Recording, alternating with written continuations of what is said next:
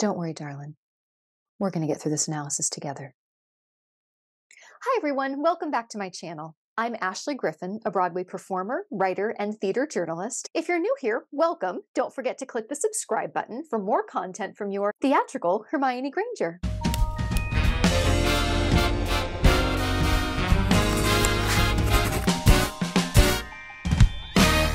So this is part of my series on storytelling techniques. Today we have using the tools in your toolbox, or why Don't Worry, Darling doesn't work, and how I would fix it. I am a firm believer that with skill and the right vantage point, every story can work. I know that's a controversial opinion. I had a powerful moment as a child where, in the middle of an ordinary day, I was watching people on the street, all kinds of people walking, homeless people on the corner, a child, an elderly person, and I had this overwhelming thought that every single person I saw's story is worth telling. Can you possibly imagine going up to someone and saying that their life just wasn't interesting or important enough? I think that's ridiculous. Even the smallest things can make for the most moving art. Gray gardens, two hoarders hanging out in their home, or Mrs. Dalloway, a woman needs to buy flowers, or the yellow wallpaper. A woman doesn't leave a room with yellow wallpaper. We are all the protagonists of our own tale. There is no one whose life's function is to be an extra in someone else's story. And I think the same thing can be true for the essential stories we feel called to tell. Whatever your idea is, if it's important to you, truly important for reasons other than ego, there's a way to make it work. It may take a lot of tweaking and restructuring and, well, work, but no truly meaningful idea is just trash. I was thinking about this while watching the 2022 film Don't Worry, Darling. If you remember this movie at all, it's most likely from the behind-the-scenes drama that became fodder for the tabloids for months. When the film finally premiered, it was lackluster, getting pretty skewered by the critics, mainly for being meh. It isn't as entertainingly awful as The Room. You are tearing me apart, Lisa! But Oscar-worthy, it's not. But why exactly? Stories that are meh fascinate me because, well, it's harder to do than you think. Landing smack dab in between great and horrible can actually be a pretty tricky tightrope to walk. If the meaningful essence of all stories are worth telling, why exactly doesn't Don't Worry, Darling feel like it really needed to be told? And how could it have felt essential? For those who don't know the story, be warned, I'm about to spoil the entire thing, including the twist at the end. And later, I'm going to spoil the Stepford Wives. Don't Worry, Darling is basically the Stepford Wives meets The Matrix for a 2022 audience. It follows Alice, the always wonderful Florence Pugh, and Jack, Harry Styles, a married couple living in the idealistic 1950s secluded desert community town of Victory, California. Every day, the men leave for work at Victory headquarters, an imposing building in the middle of the desert. The one rule their wives are asked to respect is to not go there or ask them about what they do. The all but worshipped founder of Victory, Frank, a great Chris Pine, tells them daily on TV and the radio that they are doing something great and the world belongs to them. They're lucky to be there, and they're going to change the world. Alice is living a charmed life. She and Jack are mad for each other. He literally can't keep his hands off her, so much so that the neighbors joke about the sounds that come from their house. She is popular, Jack is a rising star in the company, all seems well. And then one of the wives, Margaret, starts acting strange. Just before the events of the film, Margaret went with her child out into the desert near company headquarters. She then found herself suddenly back at home without her child, who she says was taken from her as punishment. She starts showing up at community events like Richard III's Queen Margaret. Stay, dog, for thou shalt hear me. The worm of conscience still be gnaw thy soul. Live each of you the subjects to his hate, and he to yours, and all of you to God's! Warning everyone that something's not right, culminating in her committing suicide in front of Alice. This is doubly disturbing for Alice, as just before Margaret's suicide, she ended up going to the desert too, after seeing a plane crash and wanting to help. Like Margaret, she wakes up back at home with no memory of how she got there. Then she starts experiencing weird things, like cracking eggs in the morning for breakfast and finding that they're empty shells. Though this is a bit inconsistent. She experiences some of these things before she ever goes to the desert. When she witnesses Margaret's suicide, she's quickly gaslit and told that Margaret simply slipped and fell. She discovers that Margaret's medical records have all been redacted, and by now, she's having some serious hallucinations. You can live the life you deserve. We can all live the life.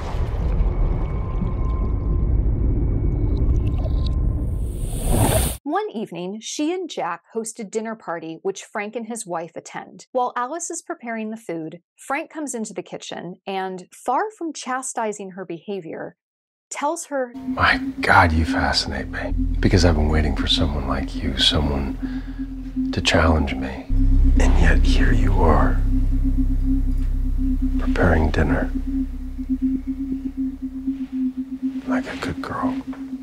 The dinner turns into a disaster when Alice tries to convince the rest of the guests that something is very, very wrong in Victory. Why do all the couples have one of the same 3 stories about where they met? They all honeymooned in one of the same 3 places. No one knows where the food comes from. Violet, where are you from? Philadelphia. I'm from Philadelphia. You know I like cheese. Most of the women here are from Philadelphia. Or Baltimore. Or Chicago. Violet, where did you meet Bill? We met on a train. To Boston. This is the best scene in the film, with Pew and Pine at their finest. Alice's behavior gets her taken away by some strange men in red jumpsuits who force her into a medical facility and perform shock treatment on her. During the treatment, Alice has a flash of a completely different life with Jack. In this life, they're both in the modern world. She is an incredibly successful surgeon who loves her career, and he is a deadbeat with no job who spends all day and night listening to podcasts by someone named Frank, unable to so much as make dinner for himself when she comes home late. You're so late. I thought you were gonna be home by 10. Surgery ran really long. Well, I'm starving. I haven't eaten. Why not? I wasn't sure what you wanted and you never text me back. I don't have my phone in the OR, Jack. Turns out that Frank runs a cult-like virtual tech group largely catering to incels who miss the good old days when women acted like women are supposed to. Jack got accepted into Frank's VR Victory project and had Alice, against her will, put into this VR world. It's strongly implied that many of the wives in Victory don't even know their husbands in the real world. The guys just saw them from afar, wanted them, kidnapped them, and are basically assaulting them and holding them hostage in a VR world. Every day when the men go to work at Victory headquarters, they're really going back into the real world where they have to care for the bodies of their wives, keeping their IVs changed, moisturizing their lips and eyes, etc., and going to work to earn enough money to keep them and their spouse in Victory. It's also not even clear what Jack and Alice's relationship is other than that they were dating. They're likely not married, they likely weren't engaged, and it's questionable as to whether they had broken up or not in the real world. Alice shows up back in Victory and at first seems to be cured of her hallucinations, but it's quickly apparent that they haven't gone away. Indeed, she now remembers everything about her real life. Jack is at first relieved that he can be honest with her, but becomes enraged when he discovers that Alice is upset about this arrangement. Duh. Long story short, Alice ends up accidentally killing Jack. Her best friend Bunny confesses that she's known the truth all along and has been gaslighting Alice, and has chosen to be here so she can be with her kids, who died in the real world. Which is also odd how this is played, because Bunny never seems to like her children or really want to be around them much. It's even seriously joked about the fact that the kids like Alice much better than they like Bunny. So this was a little confusing. She tells Alice to run. If you die in Victory, you die in the real world, and they won't let Alice out alive knowing what she knows. The rest of the film is a car chase through the desert where Alice eventually makes it to headquarters just in time. Headquarters is the transition place where you go back and forth from the real world to Victory. The biggest artistic criticism of this film is we've been here before. The idea of brainwashed women living in a 50s utopia has become an archetypal story for us. We get it. The women are trapped, the men have nefarious motives, and the 50s weren't as great as some would like to believe. There are no discoveries here. It's a feminist formula we've seen ad nauseum. Now, formulas are not inherently bad if you're using them as a structural foundation and not to do all your work for you. But Don't Worry, Darling is doing just that, letting a well-known formula do all its work for it. The film advertises itself as an experimental 3-course Michelin meal, but it's really just serving you a street vendor hot dog. I'm not knocking the street vendor hot dog. They can be fantastic, but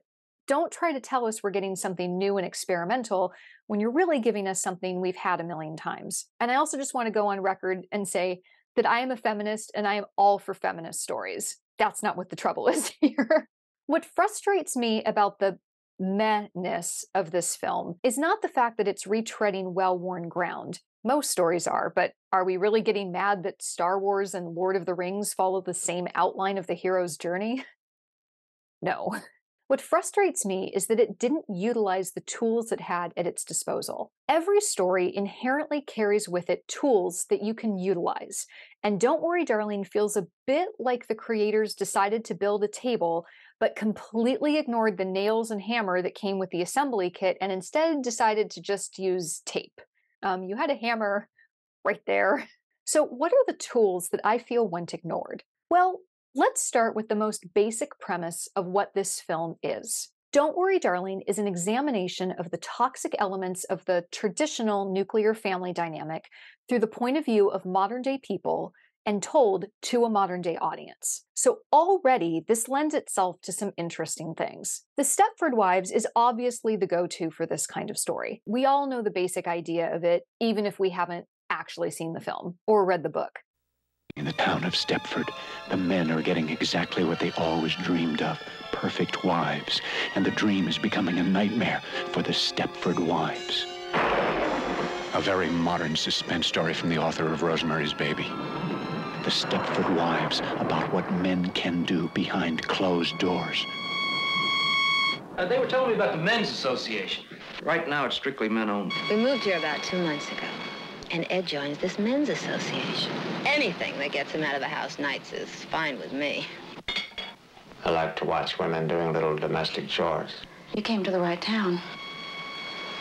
I want to please him now. I'll just die if I don't get this recipe. It took me so long to get the upstairs floor to shine. Charmaine's changed, Carol Van Zandt's changed, and so have all those other women's club members. I'm getting the hell out of Stepford. Bobby, it's gotten to you now. I just want to look like a woman. And you're not going to leave Stepford either, are you? Leave Stepford? She's changed. And stop telling me I'm crazy. You see somebody, you get some help. You see a psychiatrist. I think the men in the association are behind it. And my time is coming. But that story came out in the 1970s, and it was the first time a story like that was being told. And the time in which it was being told was right when women were making a dramatic move to break away from the nuclear family dynamic.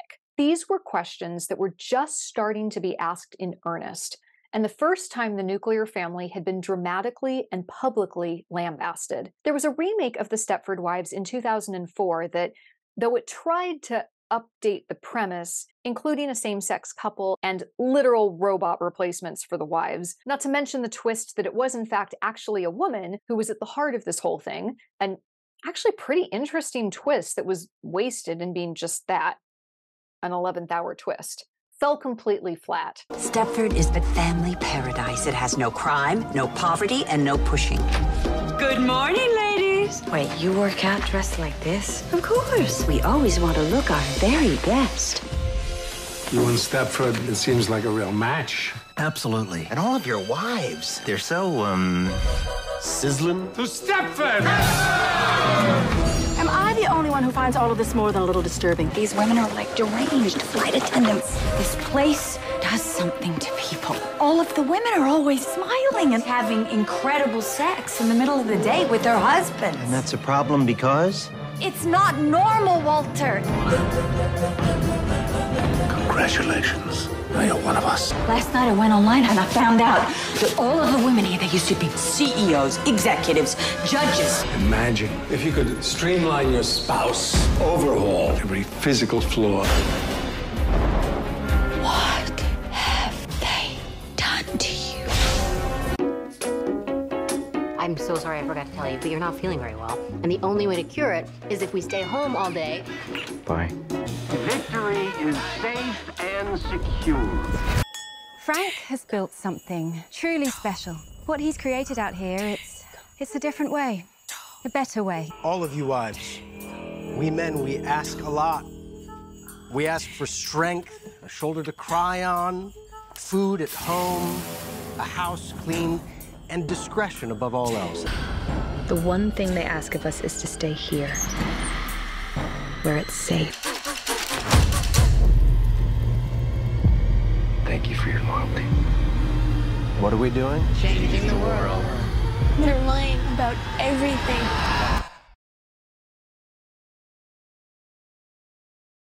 But now it's almost 20 years since that remake, and the world looks different. We are now almost 50 years out from the original Stepford Wives, and we know what the world is post women getting, and I can't put enough air quotes around that, the things they were fighting for in the 70s. And the things we know are pretty dark. Women may now be able to have our own credit cards. Hooray! But misogyny is still rampant. What happened to many of the guys who, sometimes ignorantly, were fighting against equality for women? They became incel communities who are so blunt about wanting women to be their personal sex slaves that they've committed mass murders to prove their point. Women can have careers now. Hooray! But work can be stressful and exhausting, especially in a horrible economy dealing with the fallout of a recession and ridiculous inflation. So now most homes have to be two-income households just to survive. Having kids now isn't simply a decision one makes about what they want for their life. Kids are a luxury item that only those in the right income bracket can afford. And that's not taking into account the overturning of Roe versus Wade and how that affects the course of a woman's life. And all that is happening during the rise of Me Too and the realization of just how awful most women have had it. And this isn't just the now seemingly simple, almost idyllic oppression of being forced to have a roast and a drink waiting for your man every evening, but the fact that most women have been assaulted both at home and at work and discriminated against over long periods of time. And that's not to mention the fact that men suffer from gender inequality too. The pressure to provide, to be a man, hasn't gone away. It's just gotten more and more confusing. The conversation is no longer simply women deserve to have their own lives and men need to stop oppressing them. It's being a woman is a freaking horror show. And it doesn't matter if you're at home or at work. Things are really complicated, even if you have a partner and a job you love. Let's all get jobs can no longer be the message to the women are oppressed problem. And that's all the delicious fodder Don't Worry Darling had to work with. And it, with, I think, the exception of one line, didn't use any of it. My elevator pitch for Don't Worry Darling would be, imagine the life you've always fantasized about. And then imagine discovering something that makes it impossible for you to stay in that life despite feeling so happy.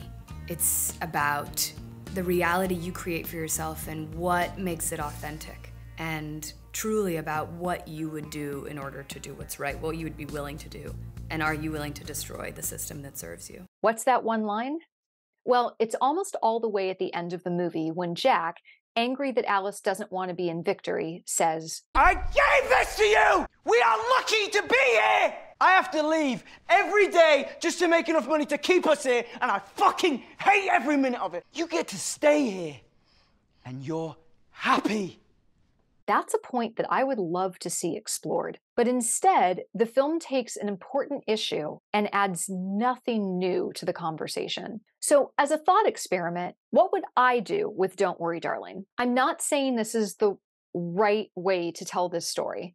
There's nothing worse than someone commenting on a piece immediately out of the gate with, well, what you should have done is... This is just a thought experiment to examine how finding the tools that come with your story and deliberately utilizing them can make your job easier and create a more engaging work. The film clearly named the heroine Alice as a reference to Alice in Wonderland, but it didn't lean into it in any other way but her name. One of the questions that is often posited about the great triune of late 19th, early 20th century children's literature, namely Alice in Wonderland, Peter Pan, and The Wizard of Oz, is why didn't the heroines choose to stay in the magical worlds? Alice is a little bit less a part of this conversation than the other two. There's a little part of us that thinks Dorothy would have been much better off in Oz. And indeed, in the sequels, she returns over and over again. This actually culminates in the 6th book in the series, The Emerald City of Oz, when Dorothy's Kansas farm is foreclosed,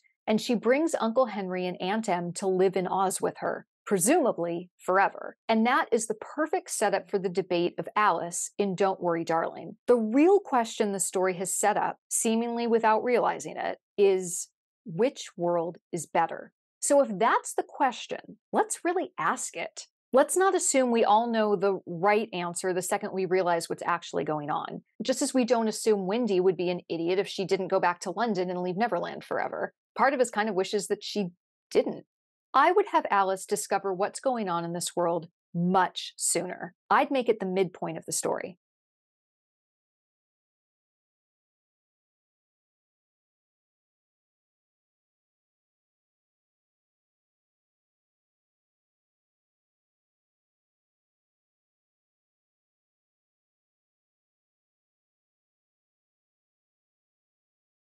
So, how about this? We get the beginning pretty much as is. We're in an idyllic world. Everything is beautiful and fun. I would actually go even further with this than the movie does. This is, after all, a VR world, which means, in essence, there are no rules. And if we go with a sort of Jetsons aesthetic, it could push both the celebration of victory and questions regarding what exactly it is. What if the women didn't actually have to vacuum and clean the tub every day? What if the Victory Project provides them with incredible machines that do all that work for them? Maybe there's a 1950s looking Roomba-esque device that the women just have to set in motion and it will perfectly clean all their floors for them. Maybe they even have an equivalent of Rosie the robot to do the cooking when they don't want to. The better this world is, the more they can justify why they're so lucky to be living here and not with the poor souls who don't get to be a part of Victory or their great technology. And another justification of why they need to stay away from headquarters, not tell anybody on the outside world what goes on there, not that they ever try to contact anyone, but it's a further justification,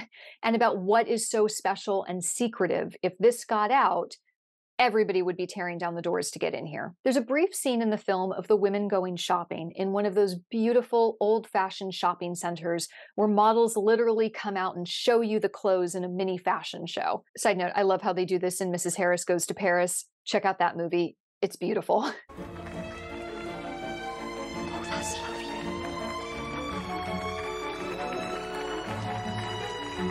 One of the women comments, "Isn't it great that we can just charge everything?" Let's lean into that. Since this is a VR world, nothing actually costs money. So what if the wives can literally just buy everything they want, charge it, but somehow the bill never actually comes due? They order their groceries and they're magically delivered to their door. They can buy every dress they see. That means that the women can 100% focus on doing what they want to do. Maybe they take classes, hang out by the pool, go to the spa. Maybe some of them love cooking and do everything themselves. The two things they don't have control over are they are all crazy about their husbands. They think this is just how they organically feel. And the one and only rule they have to obey is don't go to Victory headquarters. Well, hey, if they're exploring all this great technology and there's a potential bomb or something that could go off if the wrong person touches the wrong thing, yeah, I wouldn't go to Victory headquarters either. And let's really make this idyllic. There's no racism. There's no political unrest. All of the things that were actually problems in the 1950s don't exist here. It's just a little unsettling how all the women are so enthusiastic about traditional gender roles. Maybe the only time the women actually clean is when their husbands come home, because for the guys, it's a turn on. So Margaret starts acting weird. There's no explanation in the film about why she broke the cardinal sin of going to headquarters, but it might be interesting if she went there deliberately because she was curious. She knowingly and deliberately broke the rule. And now she's seeing crazy things about them all being trapped here. I do really like the idea that Alice goes to headquarters for altruistic reasons. She loves her life and she has no desire to disobey, but her need to help someone overrides the need to follow the rules. This is Alice's save the cat moment. Check out Blake Snyder's brilliant book, and is the real reason why we fall in love with her. But the whole plane thing is really confusing since it's given absolutely no context. I know there's a lot of fan theories out there, but just on a basic surface level, this is never explained, and the metaphor is not clear. Do planes never come here? How did this plane show up in the VR simulation? There's some insinuation that maybe there's some glitches with the system. They get earthquakes and things like that, but again, it never goes anywhere. That would be another interesting thing to maybe pick up if the VR isn't perfected yet and there are some flaws in the matrix. What else does that mean? What else slips in here? How does that comment on how we do or do not want to live our lives? I would go one of two ways with why Alice goes to headquarters. Either I would keep the plane, but in the giver way, make a thing out of it. Planes literally never come here. We later find out this was a glitch in the Matrix kind of situation, as I suggested. Or I would have Margaret run back out to headquarters and have Alice run after her to try and help. You could even tie this in with some Alice following the white rabbit down the rabbit hole imagery.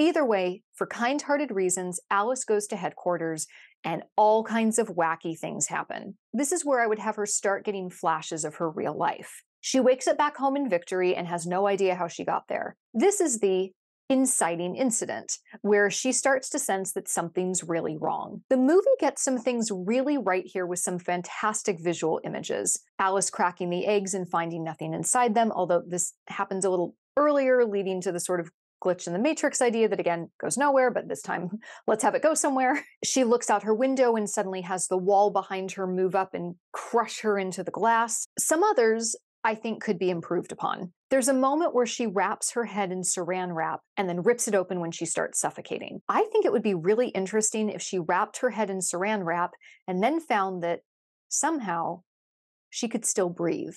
Again, something's wacky and wrong, but it lines up with what we later discover is actually going on in the world.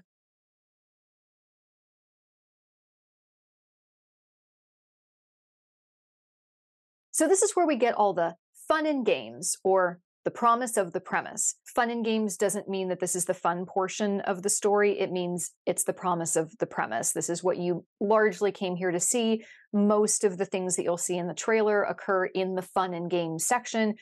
This is the story having fun with the essence of its premise. Doesn't mean fun things ensue. Alice trying to figure out what's going on, Margaret's death, and everyone gaslighting Alice about it, and the great confrontation between Alice and Frank at the dinner party. And this is where I would really diverge from the movie as is. I would have Alice go back to headquarters and actually wake up in the real world. And we get to see not only the horrors of her current situation, but the darker aspects of her real life. Alice wakes up strapped to her bed, all kinds of equipment on her. Her eyes are hooked up to the VR machine. She has an IV in, her lips are chapped, and her muscles have all but completely atrophied. It's like something out of a Saw movie. It takes all her strength just to get herself out of the bed. She remembers her former life and finds clues in her home about what's been going on. She hears Frank's podcast, finds the paperwork Jack signed, etc. We also see some hints about maybe the things in her life that weren't ideal. Maybe there were some unpaid bills, maybe there were no calls from people in her life. She doesn't have anyone else in her life. Various things that we can specifically relate to her life. As great as her career was and as much as she loved what she was doing, wasn't a fairy tale. She's weak, and just as she's about to pass out trying to call for help, Some very nice men come in and restrap her to the bed, and she wakes up back in Victory. And now we're in a Twilight Zone episode. This is where Bunny comes to see her and tells her that she knows what's going on. She tells Alice how she chose to be here, how she can still be with her children here who have died in the real world. We get a real conversation and flashbacks to Alice's real life about the fact that the real world isn't actually so great. Alice's first instinct is, I loved my job, I had a life that was mine, but is quickly reminded that, as I mentioned before, she wasn't living a fairy tale. She was burned out. She was developing medical conditions from her exhaustion and poor diet. She'd always dreamed about having kids but couldn't figure out how to do it with the cost of living and the demands of her job. She couldn't find the right guy. Jack was the best she'd found, but he was in the middle of a downward spiral, and that was going to end their relationship sooner or later. She was estranged from her family and didn't really have any friends. She held her keys between her fingers when she walked to her car every night. Isn't this world better? And Bunny tells her the best part. Now that she's in on what's going on, she can have a say in customizing her experience. Want the best version of your mom to come stay with you? She can. Want to start teaching classes in medicine? She can. And she can look any way that she wants with just a tweak of some code. And on top of that, isn't it really the fantasy of every good-hearted doctor that someday they will live in a world with no disease? Isn't that why she became a surgeon? To save people's lives and find ways to improve quality of life? Well, now she's living in a world where no one gets sick. No one will die horribly. She'll never have to lose a patient on an operating table again. She'll never have to tell a child their mom died. Bunny has a point. Alice fights with Jack, but he shares with her his frustrations and sadness about the fact that he has to keep going back into the real world every day and earn an insane amount of money to keep them there while she gets to stay and just have fun. He hates it. He hates having to be the breadwinner, but he's doing it because he loves her. Frank gave him a job working for him. He gave them Victory. There are good things here, and the women, in some ways, have it a lot better than the guys. He has a point. He apologizes for the way he went about everything and asks her what she wants. And the truth is, she doesn't know. Alice begins to discover the backstories behind why different people are in Victory. Apparently, Margaret was in the worst situation. She was literally kidnapped by an incel, a stranger who just thought she was hot and wanted her to be his Victory wife. She was trapped in a nightmare. But that's not the case for most of the people there. Some husbands and wives decided to be there together. Some wives don't know what's really going on, but their husbands did that intentionally to save them from the memory of trauma in their real life. Some situations are a bit creepier. Alice discovers that one wife is actually a man in the real world. His husband wanted to explore a heteronormative fantasy, and his partner has no idea of what's going on. But what's creepy about this whole situation is how much in a gray area it is. For some people, Victory is a godsend. For some, it's hell. Tearing down the system isn't necessarily the right thing to do. Leaving it as is isn't either. But the center of all of this is Alice having to decide what she wants for herself. And that's much more complicated than she ever thought it would be. The ending could go in a million different directions. Here are some ideas. Alice decides to stay in Victory, in essence plugging herself into the internet for the rest of her life. The real world is so disturbing that she'd much rather be here. She deliberately keeps the truth from the other members of the community and thus becomes a part of the very system she was at first fighting against. The US government busts the Victory Project for tax evasion, and everyone is forced back into the real world with no rehabilitation. We see them all having to go back to their real lives. They're free, but not necessarily liberated. Alice goes back to the real world and starts fighting to free the others. But the more she stands up against Victory, the more she experiences people coming up to her, people struggling, suffering, asking her if she can secretly tell them how to be chosen to get into Victory, willing to spend their life savings to get there. Alice goes back to the real world, dumps Jack, and spends a few years rehabilitating herself before deciding that she wants to go back to Victory on her own terms. The same as 4, but she tricks or forces her new partner into Victory with her, now doing to someone else what Jack did to her. Jack ends up dying, but Alice wants to stay in Victory. She ends up having to take a job in the outside world to afford staying there. She's now the masculine breadwinner, and she hates it just as much as she hated being trapped. We see Alice back in the real world living an ideal life. She's a famous surgeon who's managed to develop a perfect work-life balance. She's always done by 5 p.m., goes home to a loving husband and kids, and gets plenty of vacation time. We then discover that this is really also a simulation, an extension of the Victory Project. Alice goes back to the real world, and one night, on her way back to her car, she is attacked by an incel, the latest Victory recruit,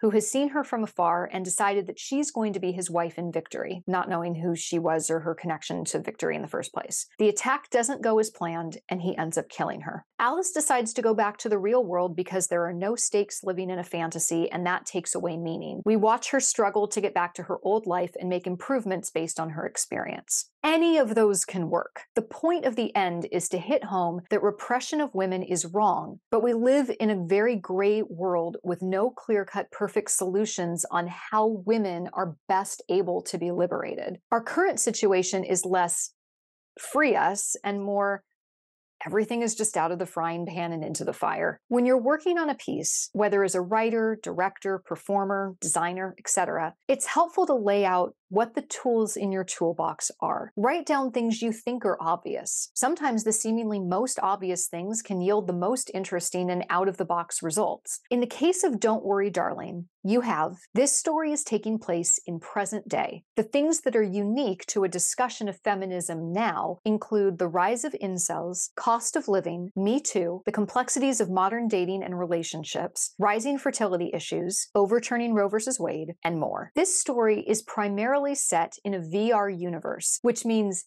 anything goes. This does require a detailed establishing of the rules of the world. There are actually benefits for everyone living in Victory that must be explored and examined, even if they are to ultimately be discarded. We all now, communally, have a shared knowledge of feminist stories that have come before, like the Stepford wives, which means we have a shared vocabulary that can be utilized and built upon instead of simply being restated. A principal character, Frank, who is largely in opposition to our protagonist, who wants to be challenged. A group of male characters who also have legitimate complaints about how the world works and the role they're expected to fill, which has also changed in modern discourse. Each one of these things is great fodder to let your mind wander, imagine, and explore. Don't ignore or discard them. They are the organic, inherent building blocks of your story, and they are only going to serve you. Every story comes with its own toolbox just waiting to support you in your creative process. When you don't utilize what you have right in front of you, you're going to be left with a table